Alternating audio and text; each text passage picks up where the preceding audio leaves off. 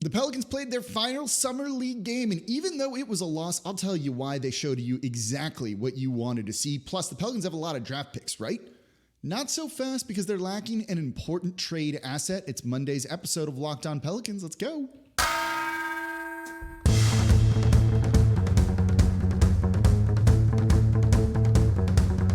You are Locked On Pelicans, your daily New Orleans Pelicans podcast. Part of the Locked On Podcast Network, your team every day. Welcome to another edition of Locked On Pelicans, the daily podcast covering your favorite team, the New Orleans Pelicans and NBA, part of the Locked On Podcast Network, your team every day, available wherever you get your podcasts and available on YouTube. I'm your host, Pelicans Insider, credential member of the media, Jake Madison, at NOLA Jake on Twitter. Here with y'all on this Monday, another week's worth of shows. Programming note for all you everydayers, and if you want to support the channel, become an everydayer and listen Monday through Friday. We're going to be 5 days a week this week and next week, and then at the beginning of August, we're going to drop down to 3 days a week. But I am still planning on doing the live shows Thursday night at 7 p.m. with y'all on YouTube so we can interact, get your questions in, and if you have questions, let me know in the comments down below on YouTube. The best thing you can do other than listening every single day is commenting down below on YouTube. So Summer League has wrapped up for the New Orleans Pelicans. They fell to the Philadelphia 76ers in their final Summer League game. And look, Summer League and the record does not matter. You want to see certain traits from guys. And even though it was a loss, and the Pelicans finished Summer League 3-2, 117-114 to the 76ers, I'm pretty happy with what we've seen. I've been pretty happy with what we've seen from the guys that are going to contribute next season, especially given some of the limitations. And this is probably going to be part of the show tomorrow and later in the week. I don't really think they're running much of what the offense is going to be next season. I think this was just a bunch of dudes out there kind of playing and getting some light coaching, because it shouldn't be the offense for next season. But you saw what you wanted to from certain guys. Let's start with EJ Liddell, right? A year after tearing his ACL and missing all of last season, getting extended run in Summer League, 23 points on the night. He was 7 of 10 shooting and 8 of 8 from the line. This is the type of performance that you want to see from him. Just hyper efficient. This is a guy that has good size, the ability to defend in space out there on the perimeter, and plays much bigger than he is. 6'7", right? And he's more of a power forward. It's like great size is maybe not the right word to use, and plays bigger than that. But if he can go and draw fouls and get to the line, he's a rookie. He's going to struggle a little bit in the NBA. You know, the spacing isn't going to be as easy for him once you're playing against NBA level guys and you're not playing against players that you don't know who they are, right? When you look at some of these Summer League rosters, I tell this a lot to people. They bring in like people who are like pure Summer League guys. They're like teachers and other things elsewhere. They might have played D1 a couple of years ago, but you just kind of need like a body on your Summer League team. So these guys go to Vegas for 2 weeks, get put up in a hotel, get their meals comped, practice and play some games, get a nice little check, and then go on their way. So EJ Liddell going 7 of 10 against Summer League guys, like, yeah, he should be doing that because he's a guy who has an NBA contract and is going to be getting NBA minutes next year, and the majority of people that he's playing against will not be. So I'm happy he can do that. It's better certainly than not, right? But if you can draw fouls, that's a different thing. You can draw fouls at the NBA level. You can put your body into people and get that contact, get the call, get the whistle, and get easy points. The NBA level, if he's going 7 of 10 on every night, I will be thrilled. But it's not going to happen. He's a rookie. He's going to struggle. And that's not a bad thing, and it's not unexpected. But if he can get to the line, he can get some points, and you can build confidence that way. And this Pelicans team does want to get to the line. They want to get into the bonus early. And so I'm excited seeing that type of performance from him. You know, a year ago, 2 years ago now, whenever he was drafted, I had him 19th, 20th on my big board, and he fell to 41. I loved that pick. I was actually praying the Lakers would not take him a couple of picks before the Pelicans. So to see him go and show out and just be hyper efficient in this Summer League game, yeah, sign me up for more of that. I'm a big EJ Liddell fan, and I'm excited for what we're going to see from him in the future. Jordan Hawkins has struggled, the Pelicans rookie, 14th overall pick. 16 points on the night. The shooting numbers weren't pretty, 6 of 14. We talk a lot about shots or points per shot attempt. Being over one's good. He did that. But 16 on 14 shot attempts isn't amazing, in my opinion. And he's largely struggled in Summer League. I don't really care about his struggles. I did basically a whole show on don't worry about Jordan Hawkins, and you shouldn't. But he had it going in this one. He's 3 of 8 from deep. I'll take that. 37.5%. If he can get close to that number, you'd like it to be closer to 40%. But if he's shooting 38% from 3, in the beginning part of his career in the season, and he's going to get minutes because this team has not addressed their lack of 3-point shooting any other way this offseason in terms of players, you'll see it more by the offensive design, and we can talk about that later in the week. But he is a guy that is going to get minutes. So if he goes 38%, I'm cool. His shot has looked good. The form has looked good. He has a very, very quick release, and he takes smart shots. He's not forcing things. The ball's just not going in the hoop. A little bit of time to adjust to get into the swing of things. I think he's going to be just fine. When you look at it, process over results, which is often how you want, even though we judge you on results more so, this is a guy that is doing all of the right things. He's cutting. He's working off ball. He's shown you more to his game than you realize. If you remember when I did the draft video on him for the everydayers here, I said, he's fine. He'll be a fine pick for the Pelicans. He's the best movement shooter in this draft. I don't love him like I would other guys that you could have taken at 14. I also called him the best fit for the Pelicans on draft night, and I wasn't doing that just to be positive. It makes a ton of sense for what they need, and you see it out there on the court. Summer League is not about looking at the box score and going, no, this guy filled it up, so we're good. It's about looking for discernible NBA-level skills that you think translate. This is more about the eye test than analytics. And I think he's passing the eye test even if the numbers aren't really there. He also had that putback, right? Who thought Jordan Hawkins was going to go and throw down a flush jam off somebody's miss? He got up. There was more pop and verticality there than I was expecting. Like, that dude read when to go after that board, get it, and flush it back down.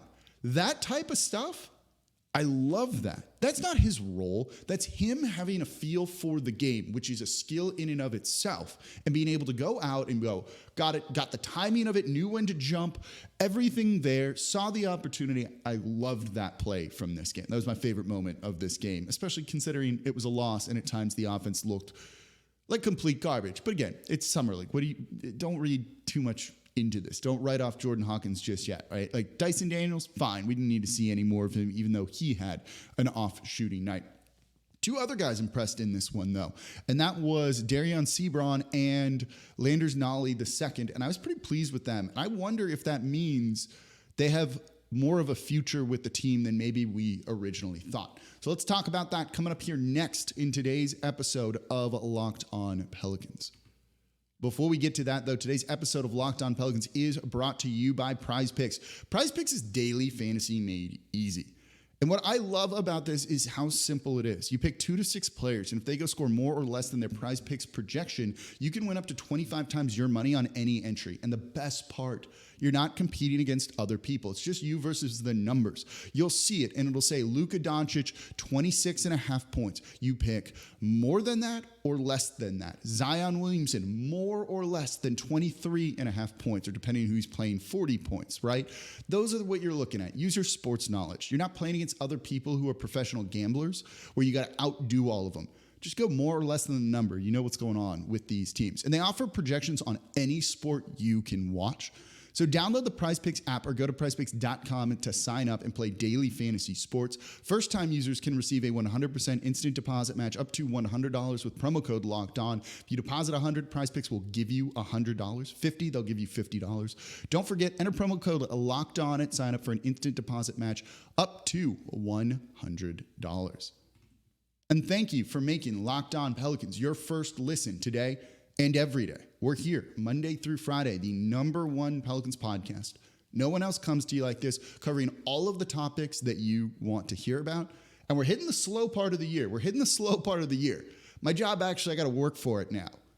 We'll cover the team. We'll cover any big news here. And there's a lot of topics I've saved up that I want to look at here. But if you have show ideas, if there's questions you have, put them in the comments down below on YouTube.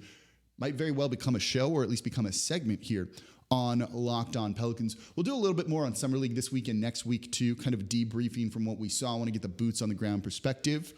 Guest coming up on the show sometime soon, so I'm looking forward to it. So make sure you're an everydayer so you never miss an episode. So two other players that, really popped off the screen here, I thought, in this Summer League game, again, in a loss, doesn't matter, was Deron Seabron. 19 points again on 6 of 11 shooting. Going back to that point per shot attempt, right? 19 on 11 is great. Usually that means you're just not missing shots, you're getting to the free throw line, or you're making threes. Seabron gets to the free throw line. He has done this consistently, and I think you could argue that he's been the Pelicans' best player in Summer League after that disastrous first game. He has genuinely looked good. He's a second-year guy. He averaged over 18 points in the G League, and he's playing against guys right now that are probably, a lot of guys aren't going to be in the G League next year. So he should be doing this. But people don't always reach those expectations, and he is. He has looked very, very sharp. He's cut down on the turnovers. He's kind of played within himself. He's not forcing passes and things like that anymore. I don't care if his assist numbers are high or not, but 5 in this game is pretty good. You're not looking for him to get 10 assists per game. If he can get 4, 5, those are good numbers for what he does. Because his NBA skill, the thing he does is just relentlessly attack downhill. He is big size. He's good size, 6'5", 6'7". He's faster than most other players out there. Man, do what you do best, which is play downhill, attack, get fouled, go to the line, make your free throws. And he's doing that. His two-way deal was for 2 years, so he is on a two-way contract still. The Pelicans have an open roster spot right now, which you would imagine they want to fill. They also have a little bit of lack of guard depth, and they don't have a player like Deron Seabron. Dyson Daniels doesn't attack downhill like this, even though he's done it a little bit in Summer League. CJ McCollum certainly doesn't. Jose Alvarado is not that type of player. I wouldn't be shocked if they give Seabron at least a chance, but you also don't want to start using up his two-way days with the team early on, and you might need to save that for an injury situation. He deserves a look at some point. If he can't do this in the NBA with a look, you got to make a decision on him at some point. But I've been impressed with him, and I think you could argue that he's been the best Pelicans player in Summer League so far. The other guy in this game who really looked good is Lander Nolley II, 22 points. Look, we don't need to go into 22 points on 8 of 11 shooting. They couldn't miss at times here. It's the 6 of 9 from 3. The Pelicans were third worst in terms of three-point attempts last season. They need guys who are not afraid of taking threes. That's what I've loved about Jordan Hawkins. He has a bad Summer League. He's not shooting well, and he keeps taking threes because he is a fearless shooter like that. He knows what he does best, and it's that. And I dig that about him. Anytime someone then goes 6 of 9 from 3, I'm paying attention because they need more players like that. And Lander Nolley II can maybe do that. This is not a guy that I want to give NBA minutes to, but he has good size, 6'7". Is this a guy that should be on a two-way deal? And the two-way contracts, you get 3 of them now this season. One of them is Deron Seabron. The other was EJ Liddell, who they signed to an NBA deal to put him on the active roster. So they have 2 open two-ways left. We wonder, could Liam Robbins, who didn't play in Summer League at all, potentially get that in training camp, because there's a lot to like there as a defensive center, former SEC Defensive Player of the Year, and the Pelicans have had a lot of success with that. But an area that the Pelicans have had a lot of success with is with these two-way deals, going all the way back to Kenrich Williams. He was on a two-way deal, became a contributor at the NBA level, got an NBA contract. Najee Marshall was after him. Two-way guy, got a contract, has played useful minutes for New Orleans. And then the other season was Jose Alvarado. I don't have the jersey hung up yet. It's coming very, very soon. That's a guy that, has played a key role and is going to be a key role. And the Pelicans missed down the stretch when he was out injured. So if they can get another guy on one of these two-way deals that ends up making some sort of contribution at the NBA level, those contracts are dirt cheap. And to have that kind of success in a small market where you don't attract big-name free agents, where you kind of have to develop your own guys, that's a real big success story. And if they do it again, look, if I were a player that's a fringe guy that didn't get drafted and the Pelicans are offering me a two-way, I'm taking that because they have a proven track record of getting to the NBA and earning big-time millions of dollars through that. It's only a good thing. So if Lander Nolley can go 6 of 9 from 3, I'm paying attention, and I want to put him on a two-way because shooting is obviously a premium in the modern NBA in 2023, 2024. He looked good in this. The shot looks fluid. It looks pretty effortless for him, honestly. He picks his spots well. I want to see what he could do in the G League, and I would definitely put him on a two-way deal just to make sure you don't lose a guy like that and get him paid a little bit. Because also, they're going to have to get undrafted guys coming in the door somewhat soon. Because while we know they have a lot of first-round picks, the second-round picks are kind of lacking. And those just got a bump up in value. And I'll explain what I mean coming up here next in today's episode of Locked On Pelicans. And thank you for making Locked On Pelicans your first listen today and every day. We're here Monday through Friday. Whether you've been with me from the beginning, I've been hosting the show for 7 years. We're over 1,500 episodes, something like that, or you've just a new convert and you started to love the Pelicans. I appreciate y'all being here and making me part of your day. This is fun. I do this show for you. I always say that, and I truly, truly mean it. So if you want to support the channel, comment down below on YouTube and become an everydayer. If you're an everydayer, let me know in the comments down below. I love it. I had someone tell me this the other day. I was out and they saw me out, came over to say like, hey, Nola, Jake, I'm an everydayer. I love the show.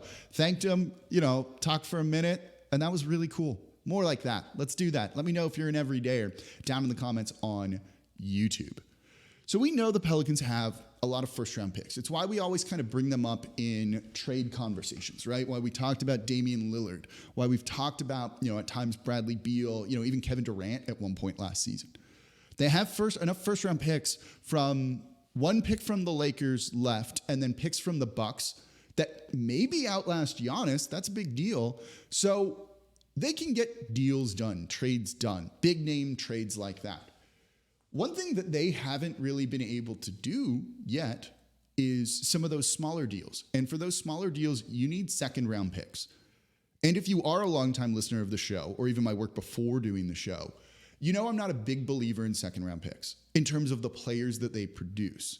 You get your Herb Joneses on occasion. The only one Jokic has ever happened, right? You have Draymond Green as an example too, but those are so much the outlier and not to be what you expect. Usually a second-round pick yields the equivalent of a 10-day contract player, right? Those guys you sign for 10 days and that's it in March because you're dealing with injuries. That's what second-round picks tend to be. Not very much good there. But this is also true of draft picks. They have more value till you actually draft a player. And if you look at a lot of the deals that have gotten done this past year, second-round picks have basically been like the grease to get that deal done. Those are where the palms, this was a bad analogy. Palms are getting greased with second-round picks to facilitate these trades. Oh, and I lost that one, didn't I? Someone give me a better analogy in the comments down below on YouTube. That one really got away from me. But you saw the Pelicans use 4 second-round picks to essentially dump Devontae Graham's contract at the trade deadline, and that really sapped them of assets. They had used a bunch in other deals as well. So when you look at their second-round picks coming up, I believe they have one this coming draft, so in 2024, and then they don't have one, and they might not even have that. It's actually kind of confusing with the protections on picks and things like that. They do not have another second-round pick, though, until 2030. Is Earth even going to exist at that point? Are we going to be here watching the NBA? When you think about how far that is, it's 7 years from now? Oh, that's weird. I'll still be hosting the show for y'all, though. They don't have a second-round pick until then. You just saw the Phoenix Suns make move after move using second-round picks, and then they essentially traded a first-round pick, kind of, to get 3 more second-round picks. You need those second-round picks to get deals done. They have not historically had a ton of value, but it's actually gone up recently due to the new collective bargaining agreement for the way you can sign second-round picks. It became cheaper, easier to do that, especially for teams that are over the salary cap. So for teams that are operating as an above-the-cap team, second-round picks are really useful to you if you need another player on your roster, something like that. The Miami Heat would be a good example of that right now. But because the Pelicans don't have that one, they're going to be operating as an above-the-cap team. They're they're in the luxury tax about $3 million right now, and we know they don't want that. So you need those second-round picks either to sign players for your team or to dump guys that you don't want, which here we're looking at Kira Lewis Jr. if they just ship him out with a second round pick or even get second round picks in return, which would be ideal, you duck the tax and that's that. I don't know if they could get a second round pick back for him right now, especially kind of where everyone knows that they need to dump him, so they lose leverage in negotiations too. So you need those second round picks. They're useful. The Pelicans really need to consider trading a future first for a bunch of second round picks in some capacity. Whether that is just a pick swap out in the future, which is essentially what Phoenix did, or something else, they need to try and replenish those second round pick assets soon, because that's going to hamper them from making moves they need to do. And I'd rather they trade Kira Lewis Jr. and just dump his salary, even if it means using second round picks, instead of like not doing that, or instead of having to trade a player who's better just because that player could be moved and teams want that guy and that's how you dump salary. I'd rather get rid of the players, that don't have a future here or we don't particularly want. And so this is something that I think is important, and I think something they're aware of and that they're going to be looking to do. This is not one of those things that's like, okay, this is a big deal right now, but it definitely could be a big deal in the future or prevent them from making a move that they otherwise would be able to make. There's, potential opportunity cost here, I think, that they could be losing out on. So that's something, especially when you see what Phoenix is doing with some of those deals and what other teams are doing.